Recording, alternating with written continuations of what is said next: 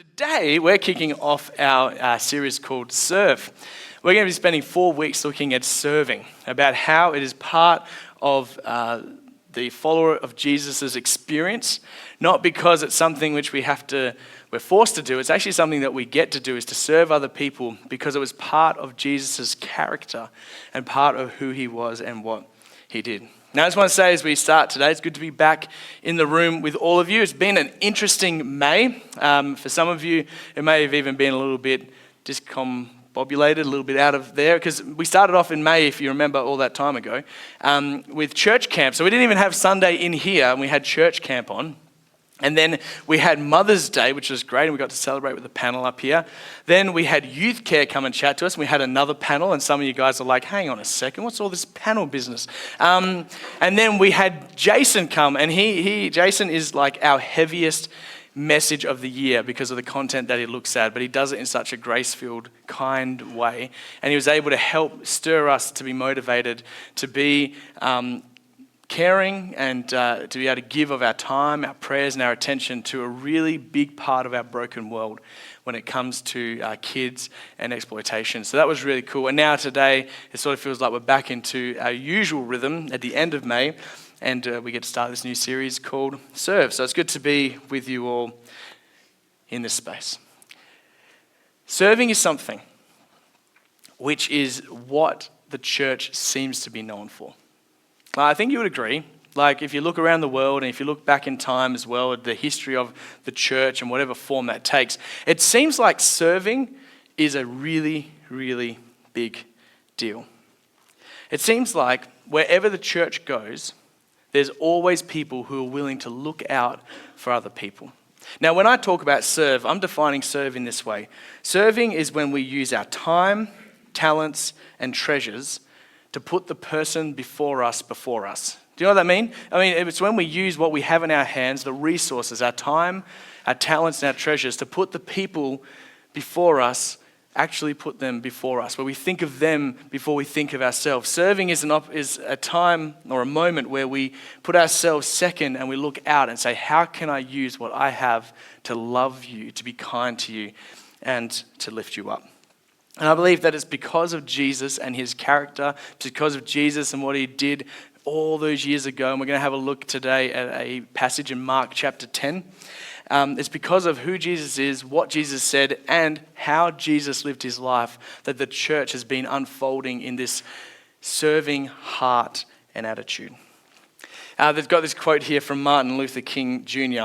It says, "Everybody can be great because everybody can serve." And when I saw that quote, I thought that is exactly the mindset that you see displayed in the church again and again. When we look at greatness, we can look at how the world defines greatness, but when we look at Jesus and we look at how the church defines greatness around serving other people, everybody has an opportunity to be great because we all get to serve and we have an opportunity to serve. So, service is when we use our time, talents, treasures to put the person before me. For some of us, and I'm going to use a couple of examples from my children in a second. And they're not here today, but I did have their permission to share these. Because I de-identify them, but if you know them well enough, you might be able to guess. For some of us, serving is easy. It's almost like our personalities have been hardwired to serve. It's almost like when you walk into a room, just because of your personality type, the way you're wired, your experiences. For some of you, you walk into a room and all you can think about is, how can I help the people around me? You guys are a gift, and that is a gift, that is a mindset you have. Now, for some of you, and for some of us, serving is something which is actually quite difficult and quite hard. For some of us, we walk into a room and we don't see people to serve. We see maybe competition to compete with, or we see people who we want to give our attention to. Or maybe we go in there and say, I don't want to serve them. I don't want them to know I'm here. In fact, if I can hide against the wall, that's even better, and I'll disappear into the background. And all. So we all have different personalities, different types. And for some of us, serving is just second nature. It's what we do. And for some of us, it's a little harder. So I look at my kids, and there's two kids in particular. One who I look at and I go, man, this child is built for serving. Yesterday, it was Azalia's birthday. No, it was Zara's birthday. It was Zara's birthday a little while ago. But yesterday, she was undoing one of her presents, which was a Lego flower set. And she's there and she's working on it and everything. She's 10 years old and she's having fun. all the siblings are looking at her. I've got 4 kids, in case you didn't know. The other 3 are looking, saying, can we help? And she's like, it's my birthday present. She's the oldest, but also, so she feels the responsibility of helping look after the others. But when she gets something that's just hers as well, she gets to go, no. If you're the eldest and you've had that responsibility, you know what I'm saying? Like, this is mine. It's not yours. I'm not going to share it. So she's there building this thing. And as she is, one of my kids comes up to her and says, can I help you? And she goes, no, mine. And then my other daughter, Zoel, goes up and says, well, okay, can I help you in another way then? And Azalea says, oh, could you make me a sandwich? Zoel goes, sure, why not? And she goes up, she gets the Biscoff out, makes a sandwich, goes and takes it to Azalea. And then Zoel's watching intently, and Azalea looks at her and goes, can I have another one? Zoel's like, yeah, sure. Gets up, goes and makes another one. She's just hardwired, like everything she does is hardwired to look out and to serve. And it's very, really beautiful. Now, one of my other kids, who will remain nameless, the other day, we're there and we're in pack-up mode. And if you've had kids, you know that pack-up mode is that chance where you internally as a parent just want to do it for them because it's quicker and gets done right, but because of their development, you want them to be people who can look after themselves. They have to participate. So we're in that pack-up mode. I'm like, can you guys please help? Put it away. And one of my kids looks and says, well, it's not even my mess. And I said, oh, okay. And then I did the classic parent thing. I'm like, who does your washing? Who does the dishes? You think you wake up every morning and everything's... Who is that? That's not my mess. Anyway, so I went and I said all those things. And as I was reflecting on their reaction, that's not my mess. I just wanted to say, I did say to them, and I said, can't you just want to pick it up because we just need it clean, like it's the right thing to do? And they went, and they went and they did it. But it was hard. Like, it took them a second to stop, to look outside themselves, to be reinforced with my voice and my, come on, we got to do it. And then they eventually did do it, but it wasn't from a place of wanting to, it was from a place of compliance. So for some people, you see it in children and you see it in adults. Some of us, serving is just wired into who we are.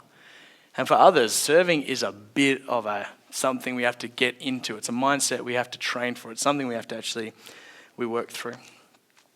And the thing when it comes to serving, whether you find it easy or difficult, when it comes to the Christian journey and the Christian faith, when it comes to following Jesus, Jesus doesn't give us any wriggle room. Serving other people is just part of the deal. So we're going to have a look at Mark chapter 10. I'm going to introduce you to Mark. He's an author of one of the Gospels, and we're going to have a look at what Jesus has to say when it comes to the area of serving. Now, Mark is a few things. So Mark lived 2,000 years ago. His name was John Mark, but we already have an author of the Gospel of John, and you couldn't have like John 1 and John 2 with different people. So he goes by Mark. Makes everything a lot easier.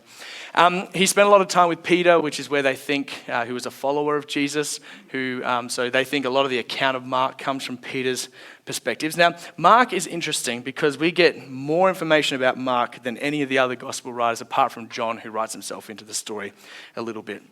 Luke, as Luke was researching the story, uses Mark's name several times, especially in Acts. He mentions that he is a budding, he's a leader, and not only is he a leader, his mum is a leader in Jerusalem, and the church met in his mum's home, which is pretty cool. Mark was on the first missionary journey with Paul and Barnabas, but he had to go home early because there were some conflicts between how they wanted to do stuff. And then, which is interesting, there's obviously reconciliation between Mark and Paul after that trip together, and he is one of the last apostles who's mentioned in the final letter in 2 Timothy. So Mark was a really important person. And we believe, as I said before, that it's mostly probably from Peter's eyewitness account. So Mark is someone who puts together a gospel account of Jesus' life. And it is short, it is fast, it is action-packed, and it gives us an interesting view into who Jesus is. A little while ago, I talked around the idea of Matthew, and we had a look at Matthew portraying Jesus as the king. Well, Mark's gospel doesn't lean into him as king so much, but Mark actually leans into Jesus as God's servant and gives us a whole bunch of examples around how Jesus came to serve people. One of the clearest ones is in Mark 10:45, where it says, "For even the Son of Man did not come to be served, but to serve and to give his life other people. Mark's Gospels is filled with miracles of Jesus, illustrating again and again that he is compassionate and caring and loving and serving the people of this world. So we're going to come into Mark 10. We're going to have a look from 35 to 45. And the context of this chapter is this is sort of a pivotal chapter in helping understand Jesus' teachings around the cost of following him, and also wanting to shift their focus from what the world calls power to the humility and servanthood and the kingdom of God that Jesus came to embody. So it's going to be up there behind me. We're going to walk through this and have a look at how Jesus gives us a bit of a framework for serving and the importance of it. So in this account, it says this. They're traveling along, and James and John, who are the sons of Zebedee, come along to Jesus and ask him, "Teacher, can you do for us whatever it is that we ask?" Now, in another account of this story, you have their mum going in and stepping in for them. In this case, it's them going in and saying, "Can you do what we want?" Which is an interesting thing, right? I mean, they've been traveling along the road, they've been seeing the miracles, everything's going on, and these disciples of Jesus, these followers of Jesus, come up to him and say, "You know what? We've seen a lot, we've experienced a lot, we've been in the trenches with Jesus through the highs and lows. Surely if we have a request, he's going to honor it." So they go up to him and say, "Please, can you do for us what we ask?" So Jesus says, "Well, what do you want me to do for you? What is it you want me to do?" And they replied, "All right, there's an inn," which is interesting, right? They're like, okay, because it could have gone a different way. He could have said, "Hey, why are you asking this question? Get away from me." No, Jesus goes, "Okay, tell me, why? What is it you want?" And I think that's very smart for Jesus' part, because it's going to give insight into where James and John are coming from. So it says, "Well, what do you want me to do for you?" Let's have a look here. And their answer is going to reveal where their heart currently is, which is good information for Jesus, even though he already knows it. But it's good information for Jesus and lets us know now, 2,000 years later, a bit more of their intent. So they reply, "All right, okay. Let one of us sit at your right and let the other one sit at your left in glory." So what that means is, in essence, they're looking at Jesus and they're saying, this is going places, and at the end, we think you're going to win, whatever winning looks like, which in their mind, they're thinking Romans overthrown, Jewish people free, Jesus at the front, and we're going to get to be there, and you're going to be the one everyone's looking to because you're the one in charge of the operation, doing the miracles and doing everything. But when they look at you, to the left and the right of you, the people standing there are going to be perceived as pretty important. So we're just wondering, Jesus, we've put in the time, we've put in the hours. Is it possible that we could be the ones who are seen on your left and your right? And Jesus, I'm sure, had a little bit of a pause just to take it in and to think about it. And he gives them a little bit of a counter. He says, "Well, it's a good question. It's nice that I don't think you guys actually understand what you're asking. I don't think you understand. Can you drink the cup I drink or be baptized with the baptism that I'm baptized with?" So he's saying to them, just before we go forward in this thinking, right, just understand there's some stuff coming up that I think may be a bit much for you. So, yeah, what do you reckon? And they confidently answered, "Oh, no, we can. We can drink the cup. We can be baptized with the baptism you are." Again, Jesus takes that in and says, "Okay." So Jesus goes on, you will drink the cup I drink and be baptized with the baptism I'm baptized with. But to sit at my right or my left is not for me to grant. These places belong to those for whom it has been prepared." So it's an interesting little passage, a little piece here, right? So Jesus is there. They've said, "Let us sit at your left and your right." He says, "Are you sure? Because there's some stuff coming up I don't think you can handle." They said, "We can handle it." And Jesus goes, "Okay, well, it's going to happen to you as well. But just to be clear, I don't actually have the authority to say who gets to sit at my left and my right. That's not for me. That is for someone, that's for God." So they probably walked away going, "Oh man," they're brothers.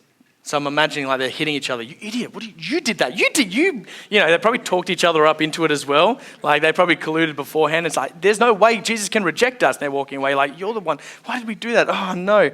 And then the 10 heard about this. So obviously they didn't say all of this directly in front of them, but the 10 got wind of this and they became indignant with James and John because they're sitting there going, "What are we, chopped liver? we've been here too, guys. Why are you two running off trying to get on Jesus' good side and leaving us out? So they became a bit frustrated. And Jesus comes in and he has an opportunity just to right the ship and bring everyone together, put them back on the same page. So Jesus calls them together. All right, guys, team huddle, let's talk about this. These two have made a request. They want to be on my left and my right. You guys just need to know, and let's put this into a bit of a framework, you need to know that's not what we're on about. So Jesus calls them together so he can recalibrate and help teach them around greatness and what it looks like. So Jesus calls them together, says, you know that those who are regarded as rulers over the Gentiles, they lord it over them, and their high officials exercise authority over them. To which the disciples said, yes, we know that. And in fact, maybe if you were to scratch a little bit beneath the surface, maybe a couple of disciples were thinking, that sounds pretty good. And we were sort of thinking, Jesus, if you get up to the top, maybe we could also have a bit of that power and authority. But so they look around and they recognize that, yes, the rulers of the Gentiles, they lord over them. They walk around and they have their head high, and everyone around them has to change how they are to fit in with the rulers and that. And they say, oh, I'm so important, all those things. And the high officials, they exercise authority over them. They get what they want done when they want it because they're in charge. So Jesus says, you guys recognize that. And they said, yes, we recognize that. And that's so bad, even if probably a couple might have been like, oh, I don't know. Sounds nice to be the one who's getting fed the grapes. But anyway, so they're thinking to themselves, okay, Jesus, yep, we see that at play. And Jesus says, okay, just so you guys are aware, that is not how it's going to be with you. That is not how it's going to be with you. If you guys ever find yourself, he's saying this at 12, if you guys find yourself in positions of power and authority where you are over other people, the Gentiles and the people of this world, they lord it over them. They say, isn't this great? They use it to their advantage. And Jesus says, that is not what it's going to be like for you. Instead, whoever wants to become great among you, whoever wants to be the front of the line, whoever wants to be considered the one to look to, must be your servant. Not should be, not maybe good idea, must be your servant. And whoever wants to be first must make themselves slave of all. And then he says the famous line, for even the Son of Man did not come to be served, but came to serve and give his life as a ransom for many. And in this one interaction, because of two bold disciples that wanted to put themselves at the front of the line, Jesus had an opportunity to speak into their hearts, to say, greatness and what you are looking for, to be seen at the right and the left of the one who's in charge, all of that of what this world says, this is greatness, this is what it looks like, this is what it feels like, this is what it tastes like. That is not what it's going to be like in the new kingdom. It was never meant to be that way when God talked to Abraham all those years ago, and it's not meant to be that way from now and forever. He says that is not how it's meant to be. And he said, not only is it not meant to be this way, I am going to be the example of this. Jesus puts himself into the story and says, even the one who has ultimate power, ultimate authority, didn't come to rule over people in the way the rulers of this earth do. Jesus says, even the Son of Man, the one who has total authority, the one who has the keys to the kingdom, the one who has it all, came and served people and gave up his life as a ransom for many. Now, this part in the story, they don't know that Jesus is going to go to a cross. They don't know that Jesus is going to die. They don't know Jesus is going to come back to life. That comes later. At this point in the story, he says he came to give his life as a ransom for many, to which they're thinking hyperbole. They're thinking, okay, yeah, we see Jesus, we see the way you serve. But I guarantee you, after the cross and then after the resurrection, they would have looked back at that and thought, wow, that was something which was for later. We didn't understand it at the time, but now we can see the full picture. Jesus didn't just say, hey guys, you should serve one another. He actively went to the cross on our behalf, for the behalf of the world, to do something which humanity can never do and reconcile God with people once and for all time. So when he said he came to serve and give his life as a ransom for many, it wasn't just something he said, it was something he went and he did. And it changed our world. Remember, before we define service as any time that we use our time, talents, treasures to put the person before me. When we look at Jesus' life, not just in Mark 10, when you look at him through the book of Mark, the book of Matthew, Luke, and John, when you follow him through the Gospels, again and again and again, you get story after story of Jesus putting the person before him. You get these moments where Jesus is on his way somewhere and someone from the crowd calls out and Jesus stops what he's doing, where he's going, puts his agenda to the side and walks out and says, "Hey, person who is broken, let me heal you. Let me put you back into community again. Let me come and listen to your story." In a world where even back then, I'm sure the important people were busy, Jesus was important, but he took time to slow down and to walk with those who were hurting, to walk with those who were broken, and to put his hand out to those who needed community. And this example of Jesus, to use his time, talents, and treasures to put the people before me, that after the cross became powerful. And for the last 2,000 years, the church has constantly been filled with people who said, "Hey, I'm going to put you before me," not because it's just the right thing to do. It's actually the example that Jesus gave us to serve those around us, to leverage the good of what we have for the good of the people we get to come in contact with. So Jesus showed us that following him in his life is an act of service. Jesus served people by meeting their physical needs, teaching truth. He restored dignity. He offered forgiveness. He confronted oppression. And ultimately, Jesus gave his life for the sake of others, for the sake of you and me, for all of humanity, for all of time. And then he calls everyone who follows him, "Hey, look at my example." Once Jesus had left and gone back up to heaven and people were looking around wondering what to do, the early church started to get together and share different things they had heard. And eventually, there's a very famous story, Saul, who was oppressing the church, met Jesus and became Paul and started planting churches and everything.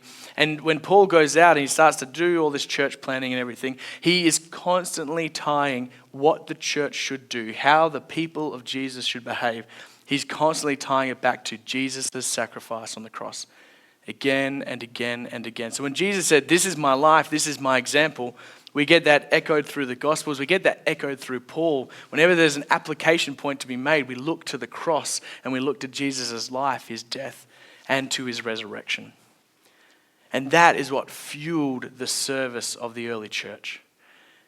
And not only did it fuel the way the early church served, it also fueled the way the early church grew. When historians look at the early church and try to figure out mechanically how did it work. So spiritually, I believe, when Jesus came back to life, people saw a reality they could not explain.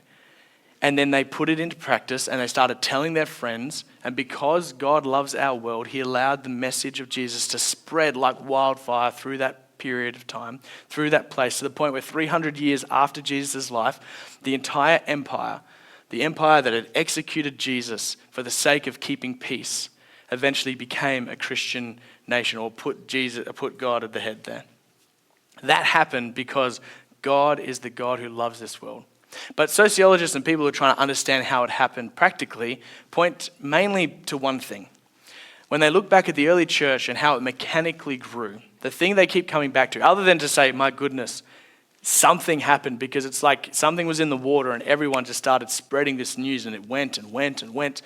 The one thing they keep coming back to, as I've been doing my reading on it and stuff, is they keep coming back to this idea that people were drawn in because of the way that the people who said they followed Jesus served those around them.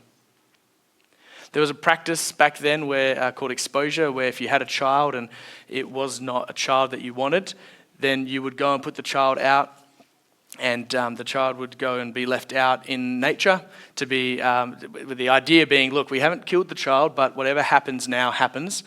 And they just walk away because that's not the child they wanted, whether it's because it was the wrong gender or they had too many mouths to feed or something was happening or because of how the child came to be about. And they'd put the babies out there, and it was this awful and terrible practice. The early church is one of the first recorded organizations or group of people that would actively go out, rescue these children and adopt them and take them into their home. And can you just imagine the impact of that kind of serving of their fellow man, to go out there and to love these children, to see these children as having value, to see these children as needing rescuing, to see these children as people who need to be loved and cared for because God loves everybody. That sort of action, that sort of service, that just caught like fire. Communities began to form where generosity, serving one another, looking out for the poor became the centerpieces of how those communities operated. I believe, looking back at the history of the church, part of what made it so powerful, what made it so irresistible, what made it so amazing for people to be a part of was the fact that people met Jesus. And they saw how Jesus lived and said, serving is not something which is optional. It's actually part of who we are and who we become in Jesus. Service is not a requirement to belonging to the family of God. I believe it is actually an outcome of becoming more Christ-like the more we become like Jesus each and every day. So over this series, what we're going to do is we're going to look at a few things. We're going to look at how we have been created to serve. That's next week. Then we've got a week break, and then we'll come back for 2 more weeks where we are going to have a look at how do we serve through some of life's greatest pains. We're going to look at the fact that when life sucks, when things are going on, when everything is hurting, how serving others and looking outside ourselves is something which is actually part of healing. And then finally, we're going to be looking at the idea that serving is tied to the hope for future generations, not just for here and now, but for the generations to come. So I am excited for the weeks ahead as we look at this. And my hope for you as you begin this week is that you'll look around and you'll look in your workplace, your family, or look in your friendship circles and just say, what is one way I can use my time, my talents, or my treasures to put the person before me? How can I use the resources I have to help lift someone else up? Not because you're a great person or I'm a great person, but because that's the way Jesus lived. And if you follow Jesus, it's just part of who we are becoming as generous, outward-focused, loving, kind people. Let me pray for you. Father God, I just pray as we head out into our week, may you give us one person to love extravagantly. May you give us a family member, a friend, a co-worker, or perhaps even a stranger that we don't know yet. May you give us one person who we can look outside of ourselves and say, I want to extend to you the love. I want to serve you because of what Jesus has done in extending love to us and serving us first. May we look at James and John and their quest for being great, and may we put it into its proper place. Greatness here and now, Lord, is about how we serve those around us. Help us keep that central. Help us apply that so that others may experience your love. In your name and for your glory. Amen.